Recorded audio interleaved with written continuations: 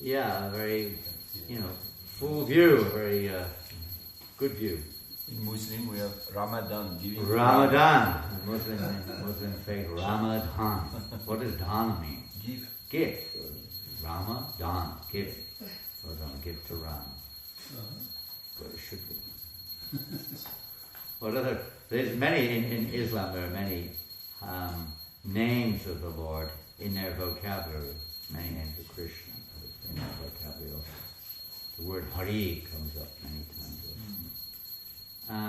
In many languages you see the word Ram. In Swahili, Haram is the national slogan, for instance, of the Swahili-speaking countries.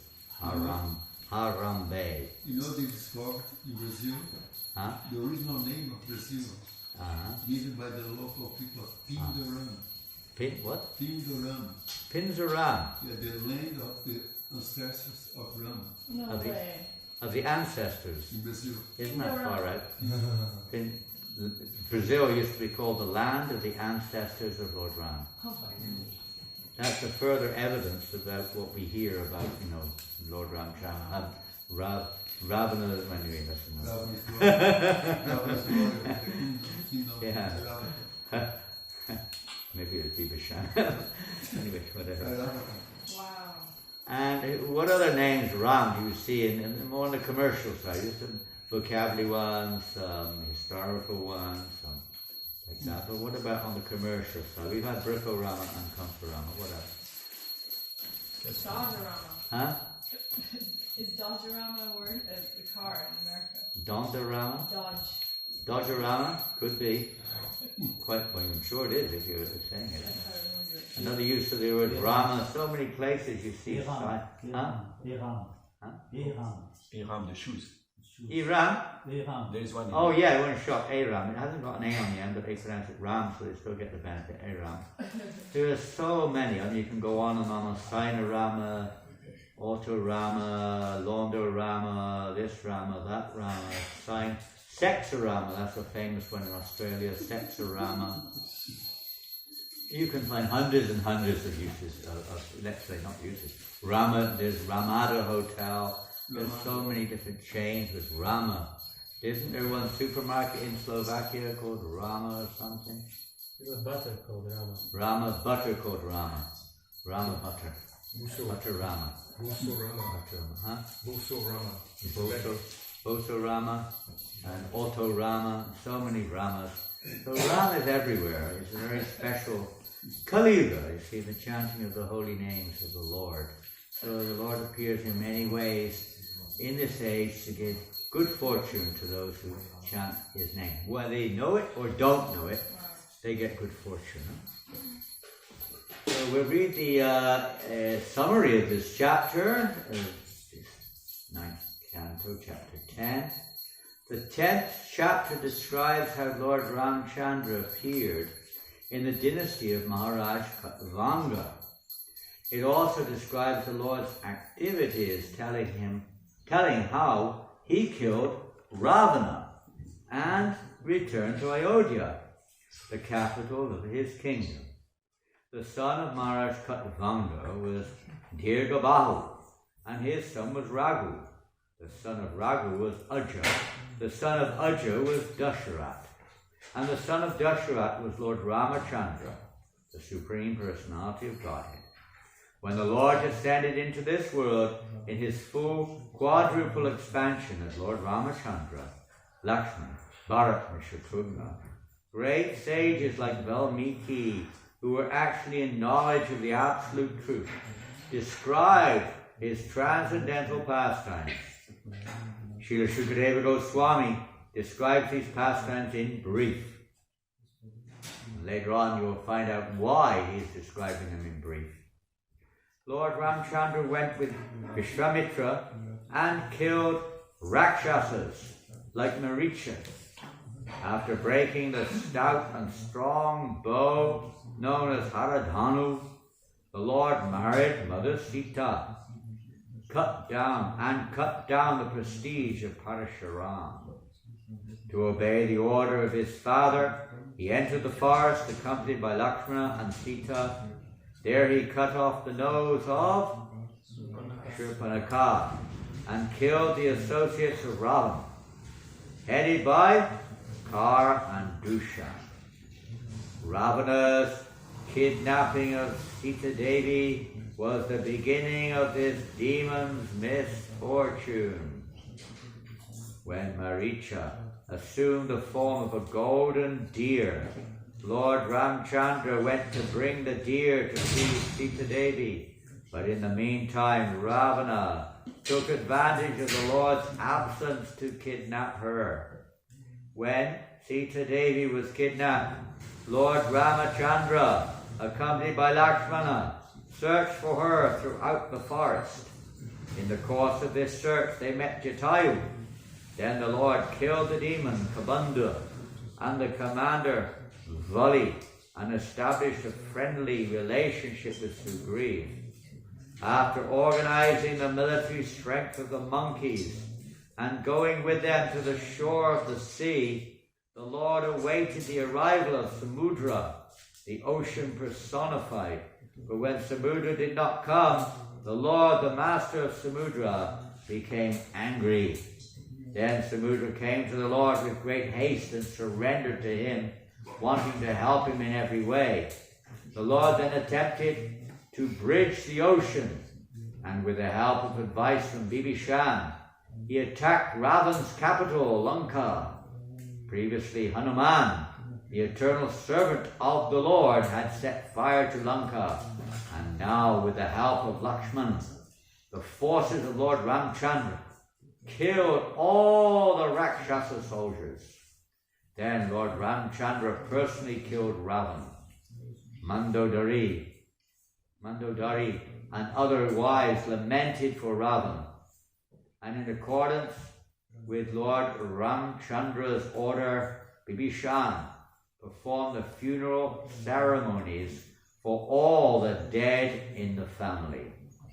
Lord Ramchandra then gave Bibhishan the right to rule Lanka, and also granted him a long duration of life.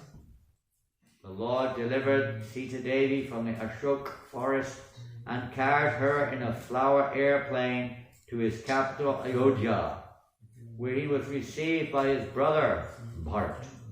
When Lord Ramchandra entered Ayodhya, Bharat brought his wooden shoes. Bibhishan and Sugriva held a whisk and a fan. Hanuman carried an umbrella. Shatrughna carried the Lord's bow and 2 quivers. And Sita Devi carried a water pot containing water from holy places. Angada carried a sword, and Jambavan, Riksharaj, carried a shield. After Lord Ramchandra, accompanied by Lord Lakshman and Mother Sita Devi, met all of his relatives, the great sage Vasishtha enthroned him as king. The chapter ends with a short description of Lord Ramchandra's rule in Ayodhya. So now we go on to the beginning, first verse of this chapter, and I think number 1 is on the board, is that correct? Yes, ma'am. Because there's no purpose. Shri Shukovacha Katvangat Digabahush Ragus Tasmat Pitushabaha Ajas Tato Maharajas Tasmat Dasharato Abhavat Shri Shukovacha Katvangadikabahushcha Ragas Tasmat Pitushabaha Ajastato Maharajas Tasmat Dasharato Bhavat Shri Shukovacha Katvangadikabahushcha Ragus Tasmat Pitushabaha Ajastato Maharajas Tasmat Dasharatha Bhavat. Tasmat Dasharato Bhavat. Shri Shuka Vacha. Shri Shuka Vacha. Katvanga Dega Bahuscha. Katvanga Dirga Bahuscha. Ragustasmat Pitu Shavaha. Ragustasmat Pritu Shavaha. Ajastato Maharajas. Ajastato Maharajas. Tasmat Dasharatha Bhavat. Tasmat Dasharato Bhavat. Shri Shuka Vacha. Shri Shuka Vacha. Katvanga Dega Bahuscha. Katvanga Dirga Bahuscha. Ragustasmat Pitu Shavaha. Ragustasmat Pritu Shavaha. Ajastato Maharajas. Ajastato Maharajas. Tasmat Dasharatha Bhavat. Tasmat Dasharato Bhavat.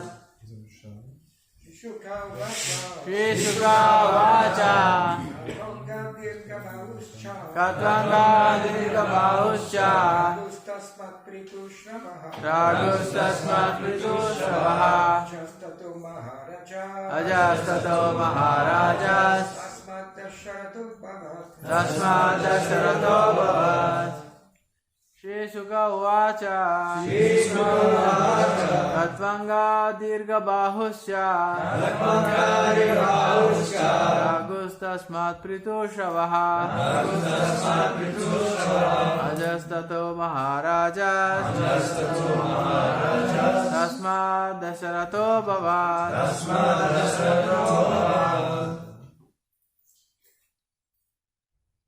Ladies. Shri Shuka Vacha. Shri Shuka Vacha. Katvanga Dirga Bahuscha. Katvanga Dirga Bahuscha. Ragustasmat Pritu Shavaha. Ragustasmat Pritu Shavaha. Ajastato Maharaja. Ajastato Maharajas. Tasmat Dasharato Bhavat. Tasmat Dasharato Bhavat. Shri Shuka Vacha. Shri Shukadeva Goswami says. Katvangat. From Maharaj Katvanga. Dirgabahu. The son named Dirgabahu.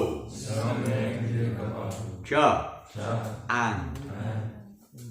Raghu Tasmat. From him Raghu was born. Pritu Shavaha.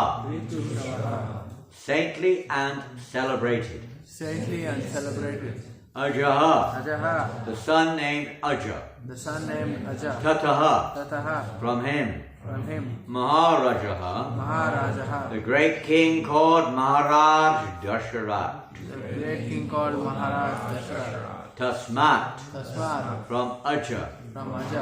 Dasarataha. By the name Dasharat. Abhavat. Was born. Translation. Srila Prabhupada. Shukadeva Goswami said, the son of Maharaj Katvanga was Dirgabahu, and his son was the celebrated Maharaj Raghu. From Maharaj Raghu came Aja, and from Aja was born the great personality, Maharaj Dasharat. Therefore, he is known to have appeared in the Raghu dynasty. We go to the next verse. Tisyapi Bhagavanesha Sakshat Bhamamayo Hari Amsham Shena Chaturdagat Putratvam Pratitak Sarahi Rama Lakshmana Bharata Shatrugna Iti Sangyaya. Translation. Being prayed for by the demigods, the Supreme Personality of Godhead, the Absolute Truth Himself, directly appeared with His expansion and expansions of the expansion. Their holy names were Ram, Lakshman, Bharat, and Shatrugna. These celebrated incarnations thus appeared in 4 forms as the sons of Maharaja Dasharath. Purport. Lord Ramchandra and his brothers, Lakshman, Bharat, and Shatrughna, are all Vishnu Tattva. They are not Jiva Tattva. Supreme Personality of Godhead expands into many, many forms. Advaitam Achyutam Anadam Anantarupam. Although they are one and the same, Vishnu Tattva has many forms and incarnations, as confirmed in the Brahma Samhita. Vamadimurti Shukalani Yamena Tishtan. The Lord is situated in many forms, such as Ram, Lakshman, Bharat, and Shatrughna. And these forms may exist in any part of his creation. All these forms exist permanently, eternally, as individual personalities of Godhead.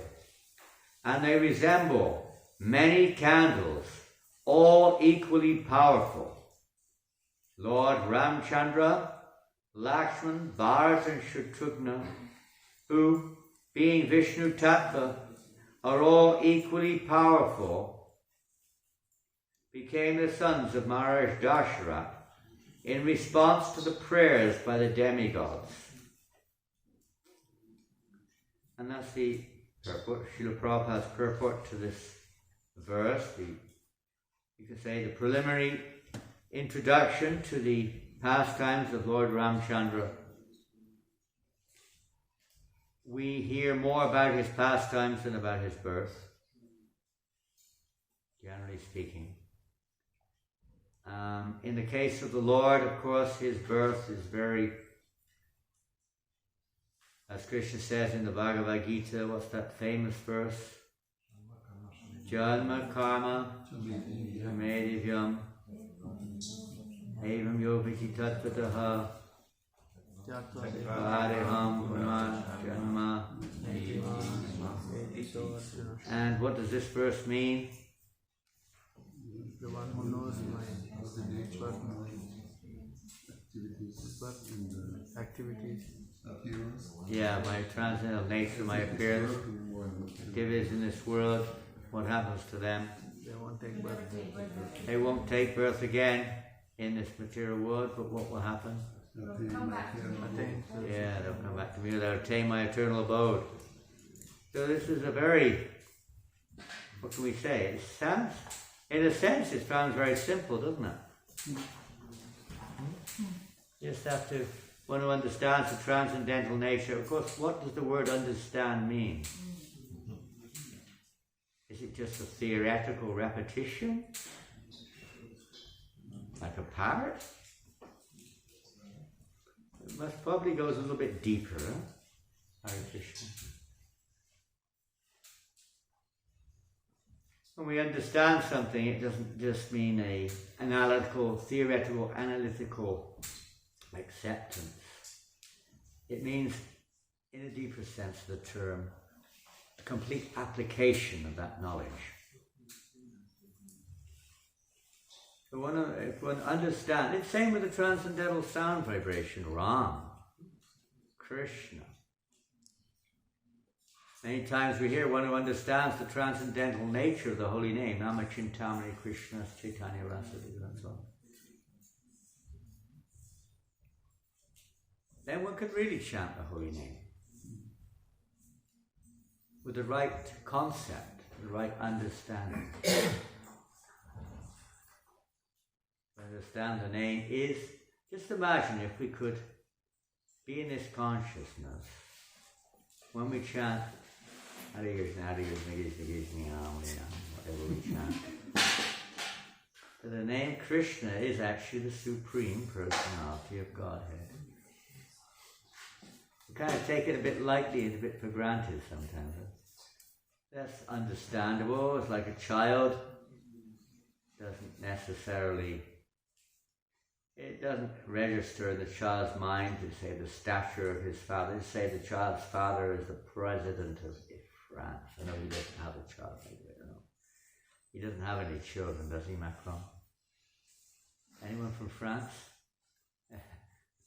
Down in Jaipur, does President Macron have any children? Does President Macron in France have any kids? Himself? No. No, that's what I thought. His ex-wife has. His wife has two. His wife From has two ex-partner. kids. Whatever, he's got 2 stepchildren. They're probably grown up now, I guess. But when they're little babies, they have no idea. It doesn't mean anything to them that their father is the president of France. It doesn't it's not significant. They're not conscious of his position. So in the preliminary stages of Krishna consciousness, we may not be conscious of we may hear it, but we don't really understand it. Did you know your father is the president of France? Even the wife, of course, she knows it, but he doesn't treat him like that. That's another level of, you could say, of relationship. But for the child, it's just a lack of kind of understanding of what that means. So maybe a little bit of good fortune, a little bit of faith, we're chanting away there.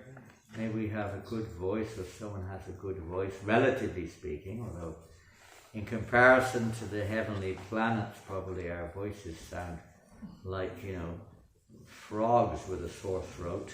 You can imagine what a frog with a sore throat sounds. Relatively speaking, but it's okay. That's natural in the beginning stages. Approach to devotional, so approach to Krishna.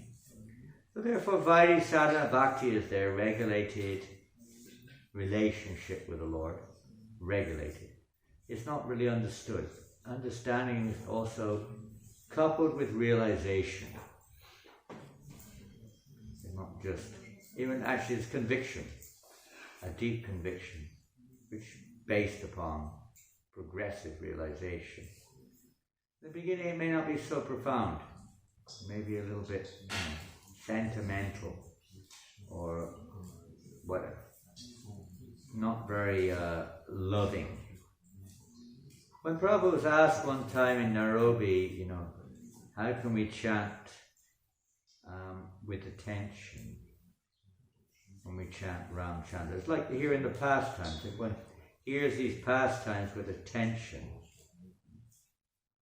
mention on occasions throughout the Bhagavatam, attentive hearing, then the Lord reciprocates. So how do we chant with attention? Well, in this particular case, Prabhupada did not reply. I mean, usually when this question's asked, what do you say? Someone says, how can I chant attentively, Prabhu? What are you going to answer?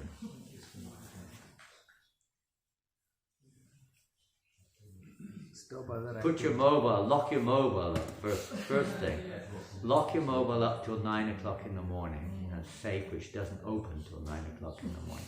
That's what Burjam Prabhu does. He puts his computer and his mobile in a time safe, which cannot be opened till 9 o'clock in the morning.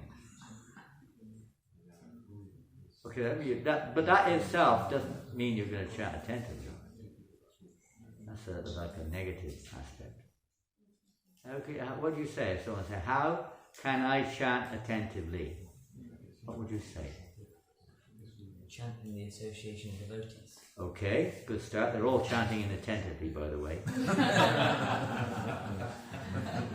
It'll help you to be even more inattentive. You're right, but not complete. You have to chant in the association of those devotees who are chanting attentively, or chanting Shuddhanam if you really want to, say, progress. That may not be so easy. What else could you say? I would say, Prabhu, you're lazy or you're lacking sincerity. There we go. There's a really, let's say, what would you call that? A very clear, maybe, because it may not be complete, but there may be other reasons too, many other factors involved. But yes, you could say this is a real wake-up call. Prabhu, what's wrong with you? Lazy fella? Come on, wake up. You're not sincere. Because the other person may not respond very well to that suggestion. I've seen many times that such a suggestion results in rather, let's say, interesting results. I've even seen devotees argue almost to the fighting point when you say things like that. Who are you to tell me I'm lazy? I am sincere, you're not sincere. The mind immediately bites back. What else might you say? Our attention goes to where our love and our desire is. You've got to really want to be there. You can't pay attention to something you don't really. So you're saying like desire? Or value. Value, placing value. Reminding ourselves at least, you may not, love is a very, manifested by our, at least, you could say, showing that, what's the word you just used? Value or? Value. Showing value. Showing value. Giving value to the Maha Mantra in this case, or the pastimes of Lord Ramchandra. We may not, pure love for sure is not awoken in our hearts maybe, but yes, showing value, and that can be also related to that. We often read in the morning now we're reading Namamrita, which is very nice, different statements reminding us of the nature, the value of the holy name. We forget, because we're placing value on other things. Huh? Generally speaking, our mind is occupied with other things. Our intelligence is busy in so many ways, trying to adjust things. But we don't place so much value on hearing the sound of the holy name. Therefore, we don't get so much result. Something, but very little. Investment. Reminding. It may not be with love, but Prabhupada did say that, and there's many other things you could say. For instance, in the mechanical stage of devotional service, you would say, just try to hear one mantra, one line, one word. Just try to concentrate on hearing one word. Even if there's no understanding, there's not, whatever it is, and whatever our sincerity may be, but just try to hear one word at least. Rama, Hare Krishna, Hare Krishna, Krishna Krishna, Hare Hare, Hare Rama, Hare Rama, Rama Rama, Hare Hare. You try chanting like that. What will happen? Pardon? It takes time. Yeah, you won't be able to do anything else all day long. Not bad, huh? No Maya. You have to hear the sound of Ram, Hare Krishna. It'll definitely have an effect. It may not be with love, but at least it's, you're trying to be attentive. You're trying to pronounce the name of the Lord. Krishna, Prabhupada said that many times. At least try to pronounce the name. We may not be perfect, no doubt, but at least try. That is placing value also. It's like if you respect somebody, you try to pronounce their name as correctly as you can, right? You may not be able to, but you try. Now, for instance, we're talking here about Ramayana. We just heard about Brazil. Of course, it's all related to Lanka. We heard about Lanka, how Ram conquest of Lanka. So, how did I get round to that? I don't know how I got round to that one. How did I get round to that? Anyway, it's paying a little attention to the name, a little bit of respect for Krishna. It may not be with love, but at least it's placing value on that form of the Lord, to try to pronounce it nicely. If we respect somebody, we'll try to pronounce their name nicely. Give an example. Well, that's how I get around to it. Why it came up, I don't know, because it's Lanka. I think they've just elected a new president in Lanka. Is that right? Yeah. Now, you try to pronounce his name if you're from France. You might be able to pronounce it. Can you pronounce his name? I don't know his name. Don't know his name. Okay, the first thing is you have to know his name. And then you try to pronounce it nicely. Anyone know his name? Wicca the singer, or something. I don't know, it's a really weird name. Very hard to pronounce. But if you want to address him, you don't go up to him and say, "Hey, wacky, how's it going? You're really wacky." That's not going to work, is it? You'll probably be behind jail and behind bars. You try to pronounce his name. They really appreciate it when you try. Even though they know you're having a hard time. Same with language. I'm a terrible example of this, but when you try to pronounce French properly, French people really appreciate it. You hope they do anyway. Right? Should be. Yesterday I had a customer who bought something from me. His name is Mr. Hell. Mr. Hell? So I don't know if you pronounce his name nicely. L. You don't pronounce the H in French. H-E-L-L. Mr. L. That's his name. You don't pronounce H in French, so it's not Hal, it's L. Mr. L. I would not know that.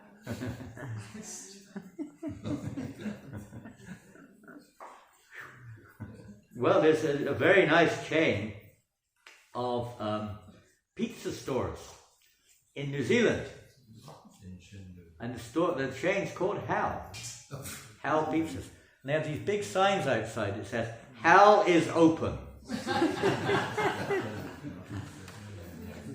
Very popular pizza chain. In New York, the kitchen is Hell. Huh? New York. Yeah, Hell's Kitchen. What's that? New York. New York. What's that? Hell's Kitchen. Hell's Kitchen. Area in New York. It's called Hell's Kitchen. It's called Hell City? Hell's Kitchen. Kitchen. Oh, kitchen, yeah, Hell's Kitchen. Yeah, Hell's Kitchen. Yeah, people like it. Whatever it is, it's a relationship. You try. You try to pronounce the name nicely. You try to act nicely. You try to behave nicely in front of them. You try to dress nicely, according to how they like. If you place value on somebody, you also place value on what is related to them, not just. Prabhupada always gives the example of the dog and the man and the dog. Huh? In the Western world and in India now and all over the world, in fact, gentlemen now, they often have dogs. Huh? They walk with their, especially in the morning, they like to walk along with their dog. You've seen? And you go up to the man and you say, I really appreciate you, I really respect you for what you're doing. And at the same time you give the dog a big left kick with your left boot, sending the poor dog flying over the wall somewhere. But I really respect you. Boom. It won't go down very well. Or you might go down very well. But it's like that, you have to respect the person and their expansions and their paraphernalia, everything about them. It's Vaidhi Bhakti, learning how to understand Krishna in full, not just I love God, but understanding how God is present in everything. He's present in that potato, be careful. He's everywhere. Vaidhi Sadhana Bhakti, learning how to utilize everything in a way which is favorable for evoking or awakening love in the heart. Because when we chant with genuine love, Prabhupada said, this is actually attentive chanting. And of course that doesn't come immediately. And then Prabhupada then said, therefore, for now you just chant your 16 rounds and try to hear the name. So similarly, we hear these pastimes, and many of them are like, I mean, here, of course, we may accept it, but, difficult for us to relate sometimes to these various descriptions of Lord Ramchandra, for instance. Who can think of something, materially speaking, impossible to grasp in Lord Ramchandra's pastimes? Killing those 14,000 warriors at one time. Okay, Kara and what's the other one? Kara Dusha. Dusha. When he just slaughtered them all within minutes, practically speaking, boom, his arrows were coming out. You couldn't even see the arrows coming off with his bow. It's not conceivable by an ordinary jiva. Even his birth is inconceivable, right? Not born ordinary, right? You know that is a long story, we won't tell. You know the story of his birth? Not ordinary, eh? Can't imagine that now. The wife takes, a pot of payasam, and, or rather the pot of payasam is divided up between the three wives. They take half, like that, and, divide it up into divisions, and then 4 children are born. I think you're crazy.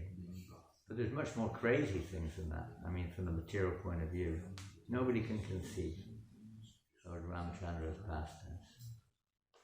Even Prabhupada one time when he was questioned, I think Janananda was questioned, how do you explain this? Prabhupada said, you don't. You just hear it. Don't try to explain it, you can't. How can anyone understand? Even we may accept it, but we can't really understand it. Unless we're on that transcendental platform. We tend to compare everything. Bhaktisiddhanta Maharaj said, that which can be measured is Maya. You can't measure it. How is it possible? How many monkeys, baboons, and bears were in Lord Ramchandra's army? Was it bigger than the Russian army? Yes. Bigger, right? Bigger than the American army? Yes. Bigger than the Chinese army? Yes. Bigger than the Indian army? Yes. How much bigger? This much bigger? 100 soldiers more? I mean, of course, the figures given in Ramayana are just, they basically mean that you cannot measure it. Because if you try to measure those numbers, you will get a page this size with a 1 on and noughts all the way to the bottom. It's like 10 trillion billion to the power of a billion. Now that's absolutely outrageous. I mean, this proves its mythology. Isn't it? Pure mythology. Proves it. Of course, Krishna, and another reason this is there, Prabhupada said, is to convince the atheists that God does not exist. To convince them. Because that's what they want. They want evidence, so here it is. Here's your evidence. But you all know the story of the cobbler and the Brahmin, right? You all know that story? When Narada Muni, Lord Narayan told him, I'm threading an elephant through the eye of a needle. Brahmin couldn't believe it. Cobbler immediately accepted. Narada Muni was thinking, how can you believe this? Why not? The Lord is the Lord, He can do anything He likes. And he picked up a little tiny seed. He said, from this tiny little seed, a huge banyan tree is coming. Oak trees here. Little tiny seeds. inconceivable in one sense. It's inconceivable when you look at an ant. You can hardly look at an ant, you can only see a little thing running across. But if you look minutely at an ant under some aid, like some microscope or something, what do you see? What do you see? Incredible, isn't it? Everything's there. Veins, heart, stomach, brain, teeth. Everything's there in that little teeny-weeny little body. How many ants are there in New Mayapur? What's the latest? Have you done a survey? Population survey of New Mayapur? Huh? How many ants are there in New Mayapur? Not as many as usual, I think. I haven't seen so many. Global warming. Huh? Global warming, they're not so... Population decreasing. How many ants are there in France? The ants in France are mainly in the... How many ants are there in France? Nobody can say, huh? There'd be billions and billions probably. I mean, some countries, you go to some countries, tropical countries, right? Ants. They're just everywhere, right? Practically speaking, they're everywhere. You've been to Malaysia? There's ants everywhere. Billions and billions, maybe trillions of ants. For us, it's like, how can that be? The way we say Dwarka. How many citizens are there in Dwarka? How many?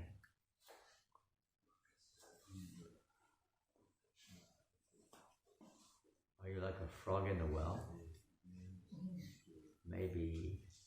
Well, how big is Dwarka? Oh! How big is Dwarka? 64 square miles? They go in kilometers here, so what's that in kilometers? That's 8 miles, that's about 13 kilometers by 13. So at most 200 square kilometers, maybe not. Less. Say 200, give the benefit of the doubt. Huh? Smaller than Paris. Huh? Smaller than Paris. How many people could live there? Maybe 10 million. Is that right? 10 million citizens in Dwarka? Is it possible? Well, again, these are figures given to show inconceivability, but if you take them literally, how many bodyguards did Ugrasena have? 311 trillion. What does that mean? Inconceivable. It doesn't mean anything in one sense. It means innumerable bodyguards. How many kids did Krishna have? 10. How many kids from each wife did he have? How many kids from each wife did he have? How many kids from each wife did he have? Now guessing's coming in. He had 11. 11 from each wife. 10 sons, 1 daughter. How many is that?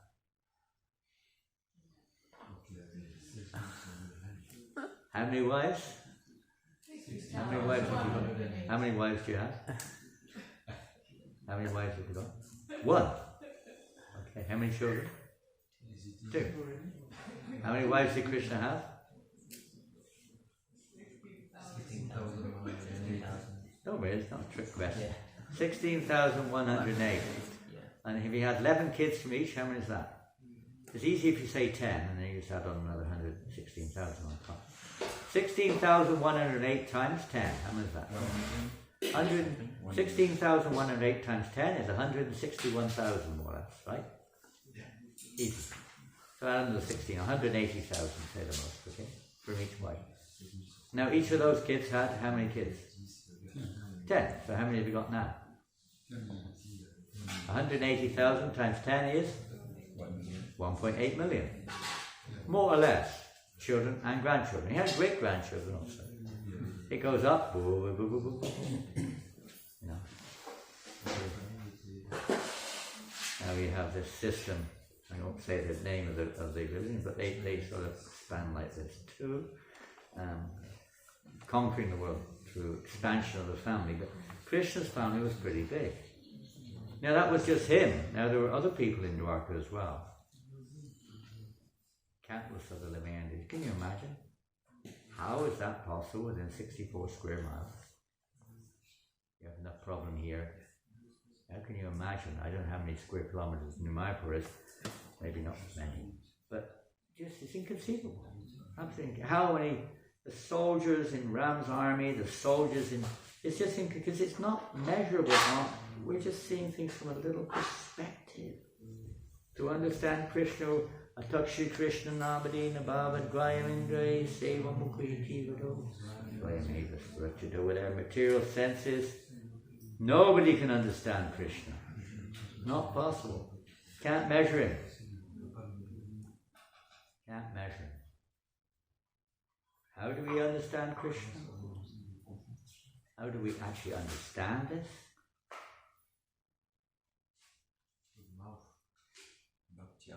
Through prasadam. Through eating? You mean through eating? Yeah, there you go. Dhananjaya Prabhu got it right. By taking prasadam. Certainly part of the path, that's for sure.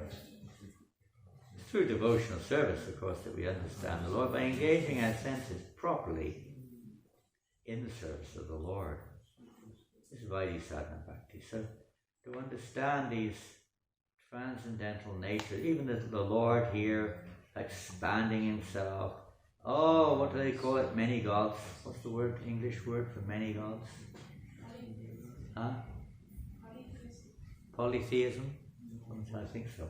Monotheism is one, polytheism, many gods. That's what they say. Look, it says here the Lord is situated in many forms, Ram, action, so many gods. Maybe that's not quite so difficult to understand, that the Lord can expand himself. We can't do it, maybe Yogi can, but we do have many pastimes. For instance, we're here in the temple, and most of us here today, not all, but most of us here, I think, are males.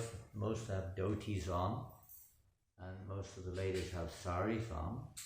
But when you go to work, you don't wear your dhoti, you don't wear your sari. You put on a different dress, maybe a different hairstyle, a different makeup, different shoes for the ladies, of course. You're the same person, but you look a bit different. There are different factors. Sometimes we're in different moods. We look different also. Our face is contorted. Sometimes it almost changes color. Things which are expressions of different moods. So Krishna's pastimes, all of his expansions, whether they're Vishnu tattva or Jiva tattva or whatever tattva they may be, are suitable for a particular purpose. They're not by chance. They're to fulfill a certain purpose, a certain pastime, to satisfy his devotees. One time, somebody asked, actually, they said, I think Lord Ramchandra, they asked, why is Lord Ramchandra green? Usually he's depicted green, right? You don't see very many green people walking around. And then you really have to be pretty envious to be. It's a sign of envy, isn't it? Green. Not always, but in this case. So why is Lord Ramchandra green? Why? Is that in a pot of green paint? Why is he green? Because Krishna is blue and Radha is yellow. Krishna's blue and Radha's yellow, so he was born of Radha and Krishna? Maybe. Good answer. Blue and yellow equal green. Very good answer. You've got it. Perfect answer. Probably true. Any other reason?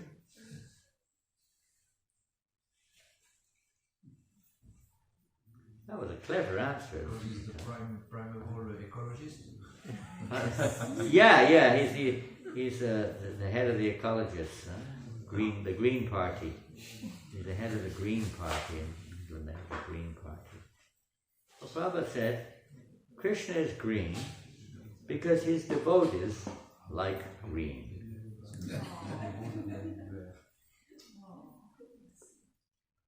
Rama is green or Krishna? Yeah, Rama is green. Krishna is blue. Same thing. Radharani's favorite color is blue. Krishna can take any color he likes, but he's reciprocating with his devotees. And the devotees reciprocate with him on the transcendental platform too. They can also assume different colors. Everything is about love. It's not about, what I like. Exactly. I mean, we can say, yes, I like, therefore Krishna's green. But it's out of love. Reciprocal love. So chanting the holy names is also reciprocal love. But it takes a little time before we act in a way to please Krishna. And then Krishna will. Prabhupada said, don't try to see Krishna. Act in a way that Krishna will see you. It's like, that's what we do. When you try to attract someone, you dress in a way to try to attract them, right? You speak in a way to try to attract them. You put perfume on in a way to try to attract them. Similarly, the whole process of devotional service is learning, yes, but awakening our normal, dormant, favorable relationship with Krishna. Like practical practice makes perfect or evokes perfection. By practicing devotional service, this will gradually clarify or clear our hearts, removing the false conceptions, the limitations of our conscious perception. So gradually it becomes, why not? In the beginning, the first thing will be, why not? Why Krishna cannot do this? Why he cannot do that? Why not? And eventually, of course, that may not even be a point of thought. It was just simply absorbed in love for Krishna because he is the object of love. Not even need to be justified by his greatness or his opulences. His greatest characteristic is Bhakta-Vatsal. He loves his devotees. So the result of this knowledge, the result of this understanding, evoked through Vaidhi Bhakti and mercy of the Lord ultimately, of course. But one has no other object of attention. There's nothing of value other than, sometimes we say the holy name, but Krishna and his devotees there. So. Okay, well, this is an introduction to this subject matter, and we'll be coming on now to the pastimes of Lord Ramchandra. Very wonderful, significant, probably of all the pastimes of the Bhagavatam. Obviously, 10th canto of Krishna's pastimes are the most prominent objective goal of the, generally speaking, of the Gaudiya Vaishnavas. And next would be Lord Ramchandra. Lord Ramchandra's pastimes, related especially to those of Krishna, another very significant form of the Lord in the Srimad Bhagavatam, which is probably the next most prominent in terms of general. In terms of Gaudiya Vaishnava, maybe more prominent because that form of the Lord plays a very significant part in our understanding of Krishna. Who is that personality in the Bhagavatam? Form of the Lord, Nrsimhadev, Lord Nrsimhadev. To remove all of these doubts and obstacles in our heart. Very significant. Okay, finish. Now it's time for self-realization, breakfast time.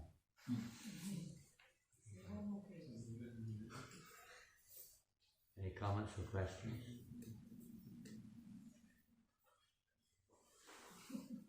I didn't catch your name, by the way. Ananda Hari. Ananda Hari Prabhu. Thank you, Maharaj, for the class. This is just a question kind of related to the chanting of the holy names. When we organise kirtan programs, we sometimes focus on musical ability and choosing devotees with musical ability who may also be exalted devotees, but obviously his book, the Santa we would choose devotees with purity over musical ability. How can we kind of reconcile that when we're kind of organising these programs and really... Yeah, it's a good one, isn't it? Well, this of course is one of the topics of our Kirtan ministry, Kirtan Standing.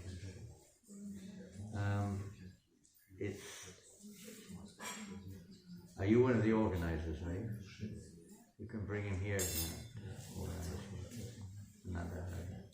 Ananda Bolo Hari. Well, of course, for me, I haven't got either. I can only view it from what I've heard. Bhaktivinoda Thakur describes specifically two kinds of kirtan. And of course there are many divisions within it. One kirtan is pure kirtan, which is totally, say, musical instruments or no musical instruments, superfluous. It doesn't matter. I mean, when I interviewed Indra, for instance, one of the topics I interviewed him was musical instruments, and it was like, I knew what was coming. I mean, it doesn't make a damn what musical instrument is. It's the consciousness that counts. You can play tin lids. It doesn't, he was like, it's your consciousness. Now, naturally, if you're really thinking of the pleasure of the Lord, you're also going to think of having musical instruments played nicely, isn't it? You're naturally going to think of it. It's not that you want to show off, but you want to think of the Lord's pleasure. If you want to entertain somebody, you do your best, but you try your best. So if it's possible, the instrument should be played really nicely, harmoniously. The singing should be nice. Of course, that's not the bottom line. Purity of heart is the bottom line, whatever service is in. But he said there's these two kinds. Now, sometimes a mundane person will not be very attracted because they're so under the modes of nature, they cannot appreciate purity. They can't appreciate it.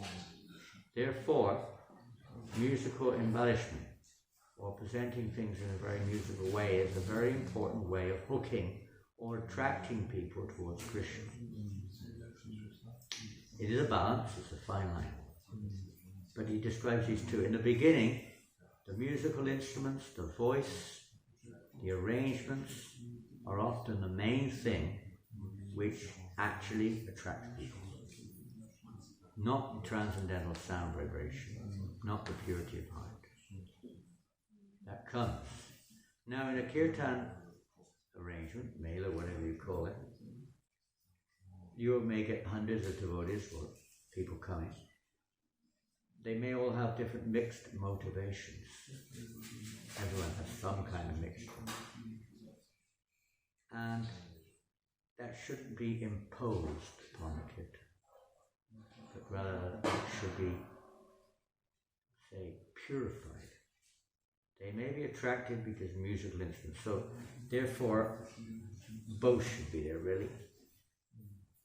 But purity is the essence if you want a change of heart. Your heart won't change just by hearing people play nice musical instruments and sing nicely if their hearts are not pure. It won't have much of it.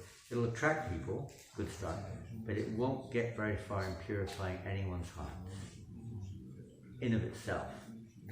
You could be like Prahlad Maharaj, who was given poison, but Srivas Thakur, who heard the recitals of Devananda Pandit, which were speculative, but he was seeing beyond the imperfection. But most people don't. Most people are imperfect. They're seeing imperfectly. So unless the leaders are evoking purity, the mela is just a good time, but it's not a spiritually uplifting experience. You may call it that, but it's not. Because mature desires still maintained. Mature motivations still remain.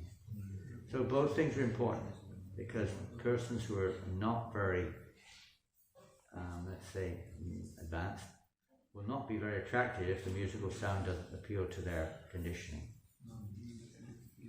But that's not the goal, just to satisfy conditioning, to change the conditioning.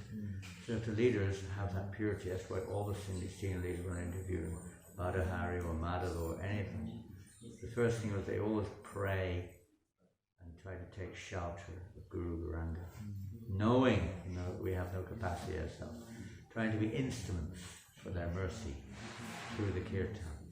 And that then will help to evoke a change in consciousness. So that the devotee actually, instead of thinking of during or after material thoughts, there will be more and more, there will be, purification of the heart, the consciousness. So both are important in this stage of kirtan. Bhaktisiddhanta Maharaj, everybody hears, was not very musically inclined in terms of his own music. In fact, he would often play the kartals out of tune by purpose. As soon as he saw one of his disciples singing out of false ego, he would ruin their kirtan. Or he would change the singer and put someone who couldn't sing so well, because you can see this is just evoking false ego, it's not evoking love of God. It's a fine line, very fine line, both should be there. If you want to please the Lord, you should try to play nicely, learn how to play nicely. The goal of life is not to learn how to play nicely, the goal is to love God. Part of that is to cook nicely for the Lord, not for yourself. Devotees should learn how to cook properly for the pleasure of the Lord, not for their tongues. Same thing with music. So I never said that to sing for pleasure of Krishna and the benefit of others. It automatically benefits others. You water the root, everything's benefiting. You don't even have to think about that. Automatically. So depending on the time of searching, like when you're in public, Harinam Sankirtan, that should be our motivation inside, but there will be other factors involved as well. To try to attract people on the street to chant by other methods. Prabhupada even said when you're on Harinam, just by looking at them and smiling, that is a part of attracting them to Krishna consciousness. They may not know anything whatsoever, but they show some kind of little reciprocation, and that's the beginning for them. If you sit there closed eyes, people may watch, it may be fascinating. Maybe that's another tactic you could use, but generally speaking, when you're just singing to yourself, or in that sense, or totally like this, it's not really creating much of an impression. And those are very interactive. Pure or not pure, but interactive to try to get them involved. Kirtan mainly is getting everyone involved. But to suck everyone to the center. If the center is impure, then it's not going to benefit very much. If everyone's sucked to an impure center, you start thinking of material things.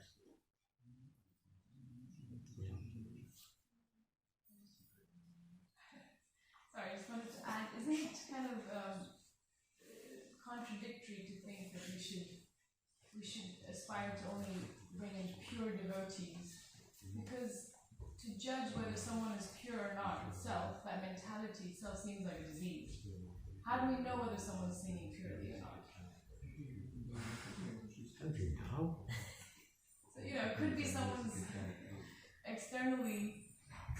It would be the job of the guru or the authority in that person's life to determine their purity and their progress in life. You ask the Kirtan Standards Committee, we'll tell you who's pure and who's not pure. We have it all lined up and listed.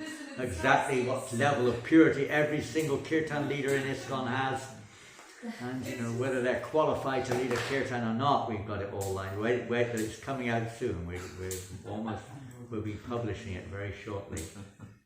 Don't worry, we know every Kirtan leader in ISKCON know exactly how pure they are. So you'll be able to choose very easily. You can see on the list. Yeah, rating chart. You'll be able to choose how long they can lead Kirtan, and everything's listed there. At least we have to be conscious of what we're trying to do, got to be conscious. It's true, obviously. Who are we to judge? But we should try to take shelter like that. That's the point. And in the association of devotees, you can generally feel it. It's something. Maybe we're not so good at judging. We're not. Our business is not to judge. You could say, of course, it's not. But in the association of devotees, it sort of comes up. And if you're lucky, Krishna will point it out. If you're lucky, Krishna will make it clear. Nobody will say, I'm a pure chanter of the holy name. Nobody will say that. Someone may say, you are chanting very purely. Krishna may test us like that. But purity in the Vaidhi Bhakti path is, generally speaking, now you're also going to get cross tracks here. You're going to get differences of opinion in the Vaidhi side of Bhakti path about these things. But generally speaking, at least someone who's following their spiritual master's instructions as sincerely as they can is generally categorized in that area of purity, eligibility. Sure, it may not be on the highest level, but at least they're following the path of purity. Some standard has to be there. Some standard. And in the association of senior Vaishnavas, it usually becomes a little bit clearer. And you can judge by the effects in the long run too. One who's chanting purely is not depending upon results, not depending upon praise, name, nothing. You know Madhava? You know Madhava? He's coming here. When's he coming? 2 weeks' time? 10th of August. 10th of August. He comes every year for the kirtan. He's coming on the 10th of August. But, when he was, as you probably know, when the 24-hour kirtan was started in Vrindavan, Indra wouldn't let anyone on the 24-hour kirtan unless they would spend 3 months cleaning the toilets every day.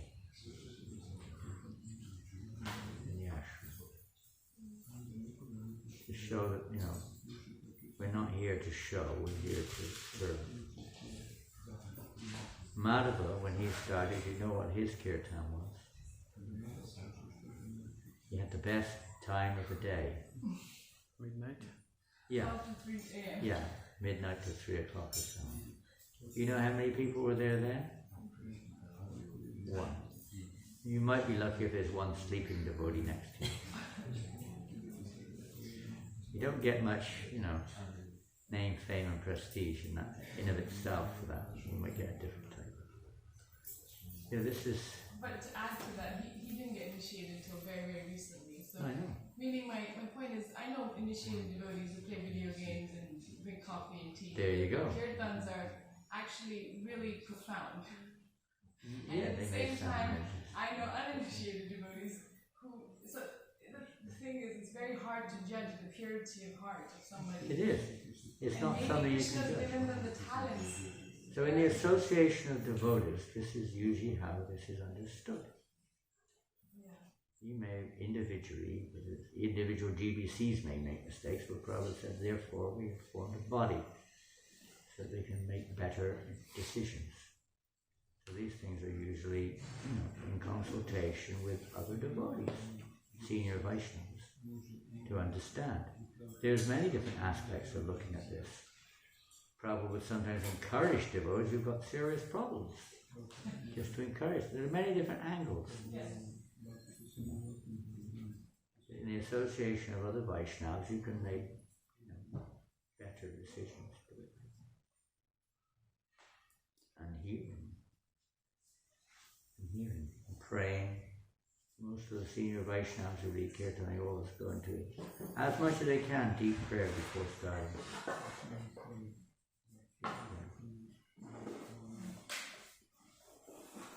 Krishna will. If you're sincere, Krishna will definitely guide. No problem. You're always going to get this. This Vaidhi path is always going to be this difference of opinion, but just keep chanting. Whatever our condition is, keep chanting. Don't give up because you don't get any respect or because you didn't get to lead the kirtan. Somebody else, or whatever it is, just keep chanting.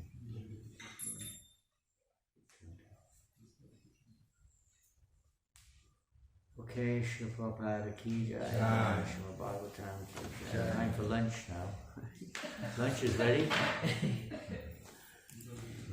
They're leaving us this morning. Huh? They're all leaving us this morning. You're leaving? Yeah. You've had enough.